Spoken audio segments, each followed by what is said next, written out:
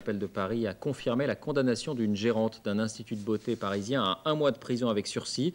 Elle avait refusé d'embaucher une femme noire en raison de la couleur de sa peau. Pendant longtemps, ces pratiques ont été difficiles à mettre en évidence. Aujourd'hui, la discrimination est reconnue, de plus en plus souvent condamnée. Enquête signée Laetitia Legendre et Emmanuel Beck. Les CV qui restent sans réponse, Karim Benabi, au chômage depuis 2 ans, connaît.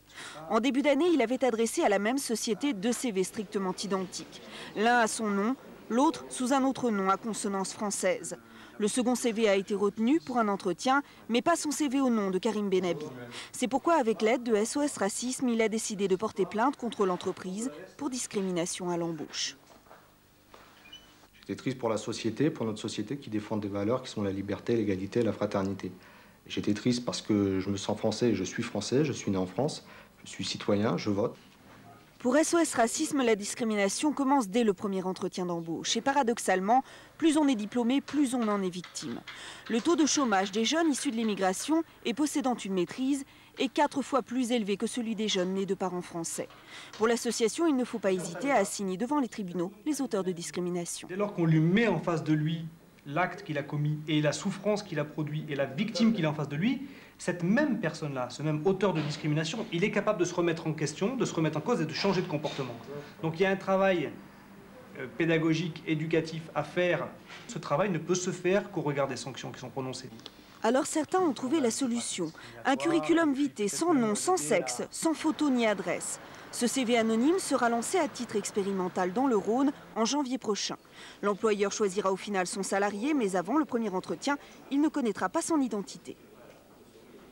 Ça serait une procédure unique pour tout le monde et qui aussi permettrait aux intermédiaires de l'emploi, que sont la NPE, les missions locales, de suivre le postulant à un emploi jusqu'au premier rendez-vous et de voir après ce qui se passe. Pour lutter contre les discriminations, certaines sociétés comme Pierre et Vacances n'ont pas attendu ce CV anonyme. En partenariat avec SOS Racisme, une dizaine d'entreprises s'engagent ainsi à recevoir en entretien des jeunes issus de l'immigration. La plupart du temps surdiplômés, ils rencontrent les recruteurs souvent pour la première fois de leur vie. 1, 2, 3, 4, c'est 4 CV.